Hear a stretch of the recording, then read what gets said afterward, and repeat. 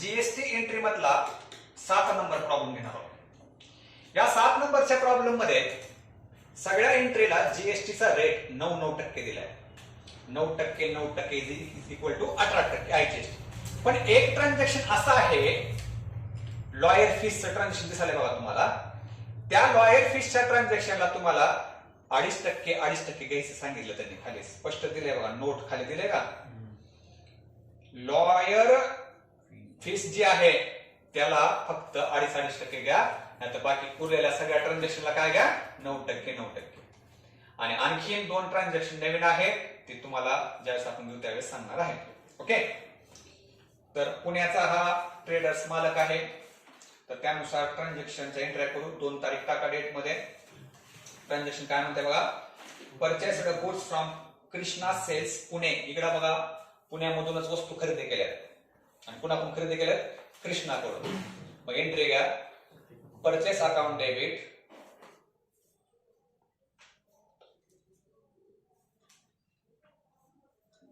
Input C GST account debit,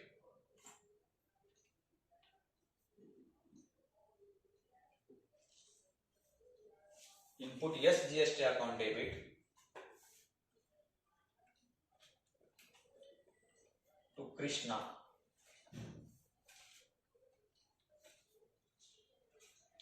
purchase समोरल्या 25,000. 25,000वर 9% किती येते, 2,250. 2,250 सगळ्यांची बेरीज किती येईल, 29,500 Krishna.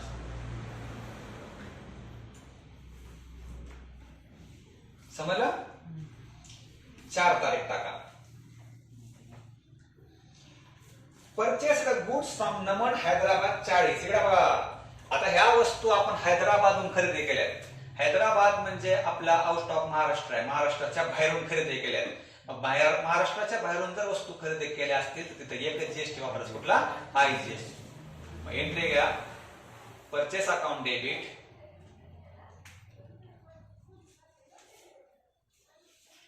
Input IGST account debit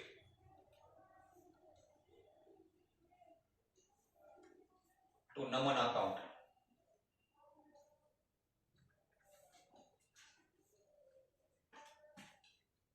purchase समोरल्या 40,000.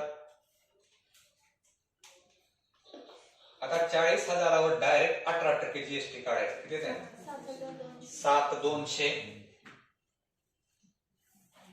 आणि 47,200 नमन समोर टाका.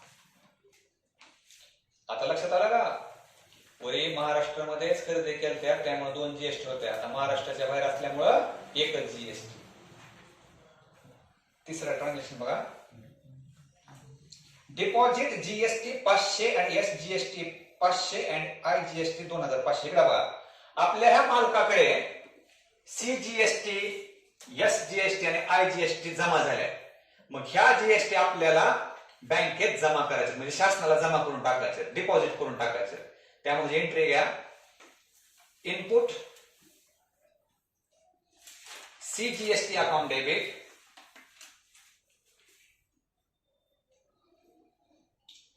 Input S GST account debit,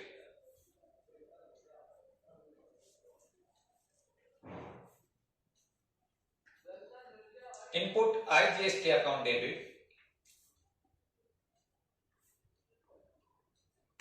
to bank account.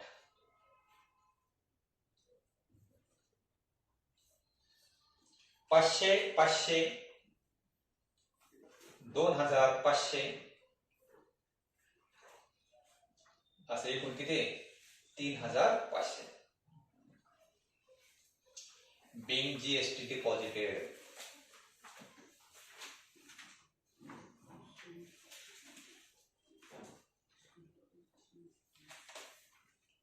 परत एकदा ह्या एंट्रीचं तुम्हाला अर्थ सांगतो. आपल्याकडे जी काय जीएसटी जमा झालेली आहे ते आपल्याला, आपली नसते ती जीएसटी कुणाला भरावं लागते, शासनाला. मग आपल्याकडून पैसे गेले ना, त्यामुळं पैसे गेल्यामुळं बँकेला काय करायचं, क्रेडिट टाकायचं, उरलेल्या 3 जीएसटीला काय करायचं, डेबिट टाकायचं. लक्षात आलं. Good sold to Sumit Pune 15,000. आपण ह्या वस्तू पुण्यामध्येच विकल्यात. कुणाला विकल्यात? घ्या मग Sumit account debit to sales account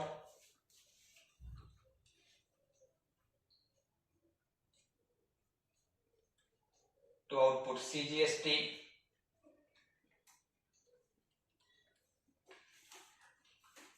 to output SGST.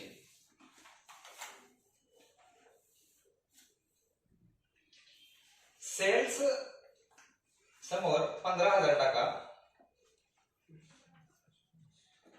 15,000 9% किती येते? 1350. या सगळ्याची बेरीज किती येईल? 17,700.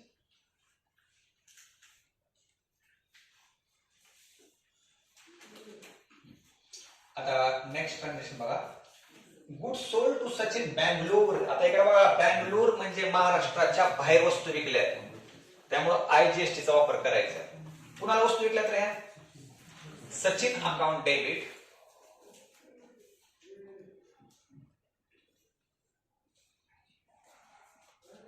टू सेल्स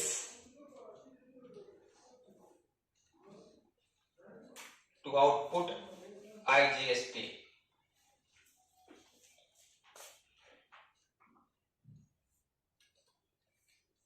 सेल्स समोर 75,000. 75,000वर 18% काढा किती? 13,500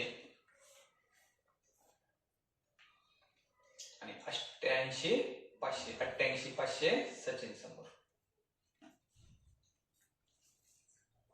ओके, पुढे बघा 10 तारीख. Good sold to customer ₹10,000. आपण कस्टमरला वस्तू विकल्या, त्या कस्टमरचं नाव इथं उल्लेख केलाय का? कस्टमर अकाउंट डेबिट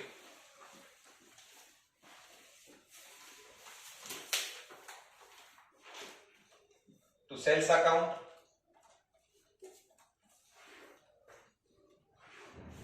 मित्रांनो, जिथं राज्याचा उल्लेखच केला नसेल तर लक्षात ठेवायचं की ते आपल्या राज्यांतर्गतच विक्री आहे, त्यामुळे 2 GST चा वापर करा. To output CGST to output SGST.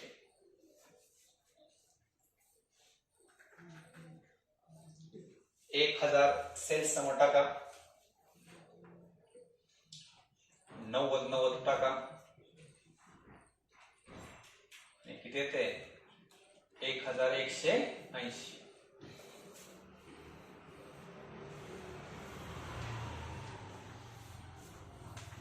तर 14 नंबरचं ट्रान्झॅक्शन बघा. Paid electricity bill 3,000. इकडे बघा मित्रांनो, 3 असे खर्च आहेत: salary, electricity bill, interest on loan. ह्याच्यावर GST घ्यायचा नाही, याची प्लेन एंट्री करायची. Electricity bill account debit to bank account.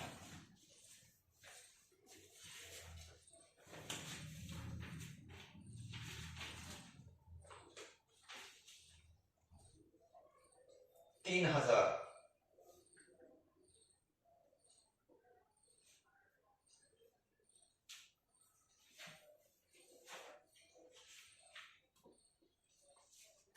सतरा तारीख बघा. Salary paid 7,500. मी आताच म्हटल्याप्रमाणे सॅलरीवर पण GST घ्यायचा नाही, त्याची प्लेन एंट्री करा. Salary to bank.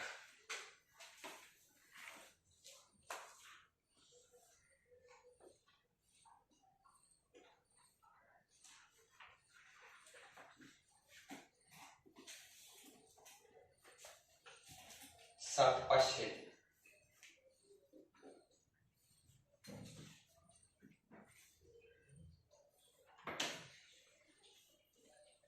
Next transaction काय? Fees paid to lawyer 2,500. ठेवा मित्रांनो, आपण एखाद्या लॉयर कडून, CA कडून, डॉक्टर कडून जर सल्ला घेतला, आपण जर त्याला फीस दिली तर त्याला advocate fees, lawyer fees, CA fees हा शब्द न वापरता प्रोफेशनल फीस म्हणायचं. काय म्हणायचं? Professional fees. मग त्याची सेवा घेतल्यामुळं आपल्याला त्याच्यावर जीएसटी भरावा लागणार आहे. पण इथं जीएसटी आता 9% न घेता किती घ्यायचा? 2.5. कारण तसा उल्लेख तसा प्रॉब्लेम मध्ये केलेला आहे. प्रॉब्लेम मध्ये जर सांगितलं नसतं तर आपण किती घेतलं असतं? 9% घेतलं असतं. तर एंट्री घ्या. Professional fees account debit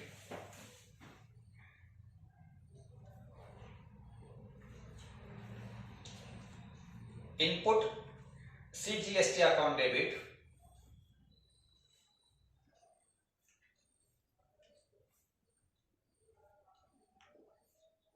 input SGST account debit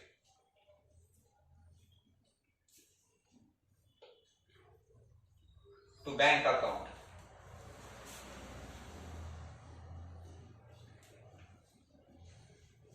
$2,500 professional fees समोर. आता त्याच्यावर 2.5% किती येते? 63 रुपये घ्या. आणि बेरीज किती सगळ्याची?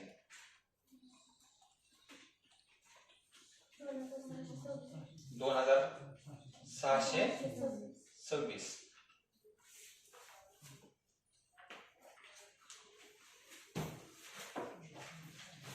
आणि आता नेक्स्ट ट्रान्झॅक्शन आहे आपला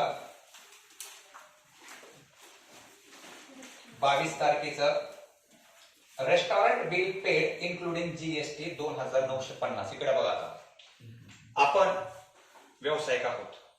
मग व्यवसायाचा मालक कुठं रेस्टॉरंट मध्ये जेवण्यासाठी, नाश्त्यासाठी, डिनरसाठी गेला. तिथं जेवण वगैरे केला, तिथं बिल भरलं, जीएसटीचं भरलं. त्याचा त्या व्यवसायाचा काय संबंध आहे का? कारण तो जीएसटी कुणाला मिळालाय? त्या हॉटेलच्या मालकाला मिळालाय. कुणाला मिळालाय? हॉटेलच्या मालकाला. हा व्यवसायाचा इंटरनल खर्च नाही. व्यवसायाचा मालक, व्यवसायातले कर्मचारी किंवा स्वतः कुठल्या तर हॉटेलमध्ये जेवायला गेलाय, तिथं जेवण केलंय त्यानं आणि तिथं जीएसटी सहित बिल भरलंय. मग ते जीएसटीचं बिल, जीएसटी सहितची रक्कम कुणाला मिळाल्या? त्या हॉटेलच्या मालकाला मिळाल्या. इथं मालक आपल्या मालकाचा काय संबंध आहे का? त्यामुळे इथं जीएसटीचा उल्लेख करायचा नाही, तर फक्त प्लेन एंट्री करायची. ती सांगते इकडे आहे का? इकडे बघा, रेस्टॉरंट बिल अकाउंट डेबिट नाही म्हणायचं. तुम्ही इकडे आहे का? नाश्ता केला, जेवण केलं, कॉफी पिली, तर तिथं त्या शब्दाचा उल्लेख न करता रिफ्रेशमेंट म्हणायचं. काय म्हणायचं? Refreshment bill account debit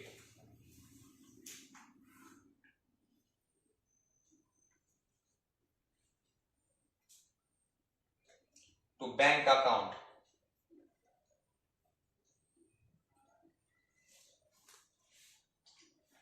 $2,950.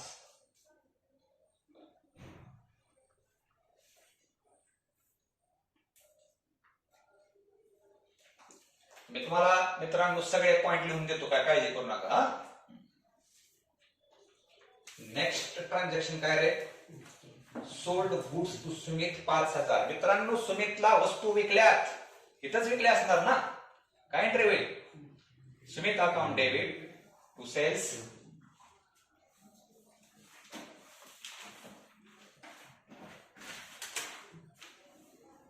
to output CGST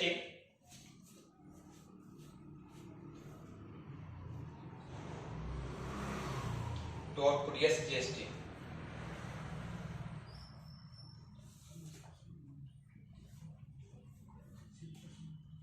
cells समोर 5,000.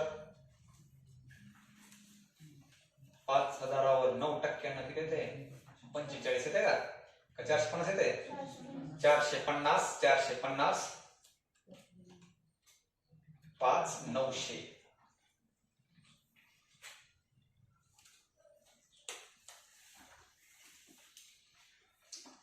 आणि या प्रॉब्लेम मधली लास्ट एंट्री बघा, टेलिफोन बिल पेड कंसात इन्क्लुडिंग जीएसटी आहे बघा. आहे का? काल पण झालं बघा. ही एंट्री करा. Telephone bill account debit input CGST account debit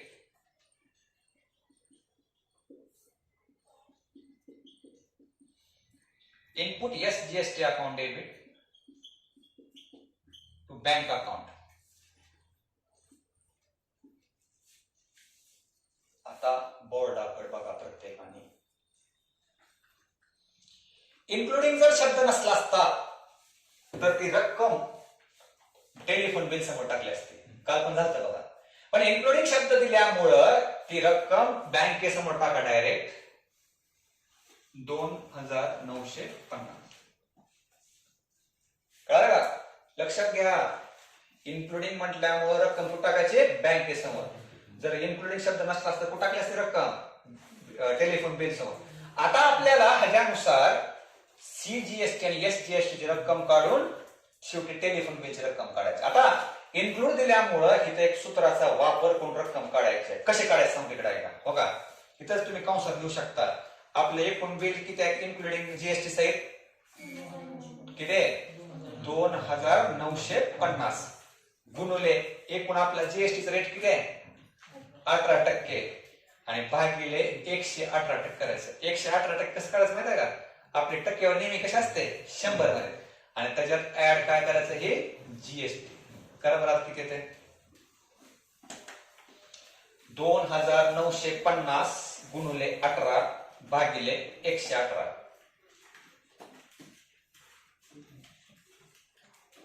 किती? 450 आला. 450 आलं का? मग ह्या 450 चे दोन तुकडे करायचे ना. 225 225 बरोबर आहे का? येते का? टाका 225 सी समोर, 225 एस समोर. आणि आता ऍक्च्युअल टेलिफोन बिलची रक्कम कशी निघते माहिती आहे का? 2950 मधून 250 वजा करा. किती राहते बाबा टेलिफोनची रक्कम?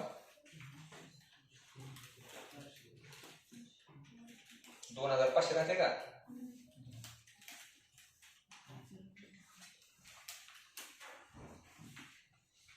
कळलं का? कशामुळे केला माहिती आहे का? कुठाना इन्क्लुडिंग शब्द असला असता तर. इकडे बघा, इन्क्लुडिंग जर शब्द नसला असता तर 2950 टेलिफोन बिल समोर टाकलं असतं आणि त्याच्यावर प्लेन 9% आलं असतं. आता कालच्या प्रॉब्लेम मध्ये इन्क्लुडिंग दिलतं पण जीएसटी रक्कम काढून दिलते बघा. मग आपण इन्क्लुडिंग असल्यामुळे टेलिफोन बिल समोर रक्कम टाकले होते, जीएसटीचे दिले रक्कम इथे टाकली होती आणि वजा करून दिली बघा. आहे का? असं. आता कसं असतंय माहित आहे का?